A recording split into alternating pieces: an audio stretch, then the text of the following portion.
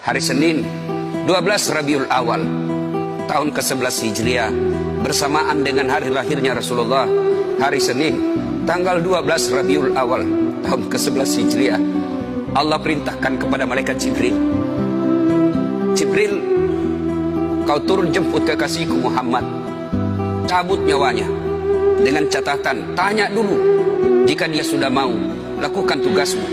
Tapi jika belum mau, tunda tugasmu sampai dia mau. Panggil 3 malaikat menyertaimu, Mikail, Israel, Israfil. Turunlah malaikat. Di langit ke-7 mereka masih berempat, langit ke-6 mereka masih berempat. Sampai di langit pertama malaikat Jibril berkata, wahai malaikat pencabut nyawa, kau sajalah yang turun ke dunia.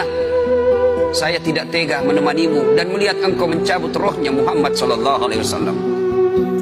Lalu malaikat pencabut nyawa berkata, Jibril, kenapa kau tidak berturun menyertai kami? Bukankah selama ini engkau yang menyertai Rasulullah? Bukankah selama ini engkau yang menemui Rasulullah? Kami tidak pernah menemui Rasulullah. Turunlah bersama kami.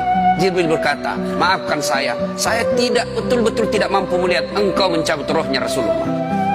Turunlah 4 malaikat ini. Lalu malaikat mengetuk pintu Rasulullah, ketuk rumah Rasulullah. Assalamualaikum warahmatullahi wabarakatuh ya Rasulullah. Nabi dalam rumah menjawabnya, waalaikumsalam warahmatullahi wabarakatuh. Fatimah membuka pintu, ternyata tidak ada orang di depan pintu. Rasulullah lalu bersabda, sudah ada di samping saya. Malaikat pencabut nyawa berkata, ya Muhammad, hari ini aku diperintah Allah untuk mencabut ruhmu. Menurutmu bagaimana? Rasulullah menjawabnya, wahai malaikat, 24 nabi dan rasul senior saya, 24 nabi dan rasul pendahulu saya, setelah mereka melaksanakan tugas, mereka pun menghadap kepada Allah. Hari ini saya siap menghadap, tapi saya lihat ini ada keanehan. Apa ya Rasulullah? Mana malaikat Jibril? Kok tidak ada di antara kalian? Mana sahabat saya? Mana Jibril? Malaikat pencabut nyawa berkata, Jibril menunggu di atas langit. Dia tidak datang untuk menyertai kami. Lalu Nabi perintahkan, kau panggil dulu. Ada perkara yang penting yang ingin saya tanyakan kepada Jibril. Setelah itu saya siap menghadap kepada Allah. Naiklah malaikat pencabut nyawa dan berkata kepada Jibril, ya Jibril, engkau dicari sahabatmu, turunlah engkau menyertai kami. Turun malaikat Jibril, lalu ketemu dengan Nabi. Nabi bertanya kepada Jibril, ya Jibril, kalau hari ini aku harus menghadap kepada Allah, tolong berikan saya berita gembira, tolong perdengarkan saya kalimat yang nikmat di telinga saya. Lalu Jibril bersabda, ya Muhammad, saya dapat berita gembira dari Allah. Seluruh malaikat yang pernah Allah ciptakan antri untuk menyambut rohmu ya Muhammad. Apalagi ya Jibril, ya Muhammad, seluruh nabi 24 haram masuk surga sebelum engkau lebih dulu. Meskipun engkau nabi paling terakhir, tapi Allah memberikan garansi dan jaminan, haram seluruh nabi dan rasul masuk ke dalam surga sebelum engkau lebih dulu ya Muhammad. Nabi mengucapkan alhamdulillah. Apalagi ya Jibril, ya Muhammad, jika engkau punya dosa dan kesalahan, Allah telah mengampuni dosa dan kesalahanmu. Nabi bersabda, alhamdulillah. Tapi ya Jibril, itu kan saya, itu diri saya. Ya Jibril, saya tidak cemas soal diri saya tidak ragu soal diri saya. Yang saya cemaskan umatku ya Jibril. Bagaimana umatku sepeninggal aku kelak? Subhanallah, Nabi tidak mencemaskan anaknya, Nabi tidak mencemaskan istri beliau, Nabi tidak mencemaskan keluarga beliau. Yang beliau cemaskan umatku ya Jibril. Jibril lalu berkata, baiklah kalau begitu ya Muhammad, nantikan saya.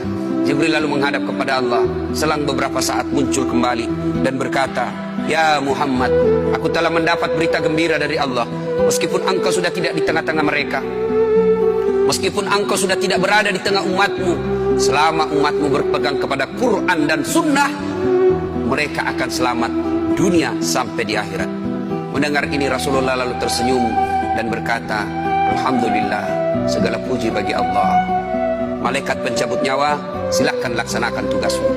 Jibril mundur, majulah malaikat pencabut nyawa melaksanakan tugas dan berkata, kalau bahasa kita, ya Muhammad, maafkan saya, saya tidak mampu melakukan ini, tapi ini perintah dari Allah.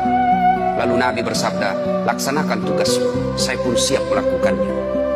Mundur malaikat Jibril, majulah malaikat pencabut nyawa, melaksanakan tugasnya. Keluar rohnya Rasulullah, perlahan-perlahan meninggalkan telapak kaki Rasulullah. Telapak kaki Rasulullah menggigil, naik ke atas betis Rasulullah, naik ke paha Rasulullah, sampai ke perut. Bercucuran keringat Rasulullah, keluar keringat Rasulullah di wajah Rasulullah. Malaikat Jibril lalu berpaling. Nabi lalu bersabda, wahai malaikat Jibril, kenapa engkau palingkan mukamu? Apakah engkau jijik melihatku? Apakah kau jijik melihat wajah saya?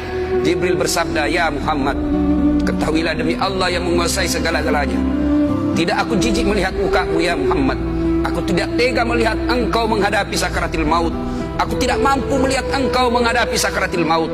Nabi lalu bersabda, ya Jibril, ketahuilah, andai saja Allah tidak cinta kepadaku, andai saja Allah tidak sayang kepadaku, betapa sakitnya sakaratil maut ini.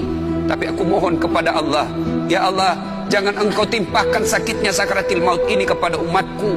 Bebankan seluruh penyakit sakaratil maut ini, bebankan seluruh sakitnya sakaratil maut ini hanya kepada aku. Jangan engkau berikan umatku ya Allah. Begitulah cintanya Rasulullah kepada kita.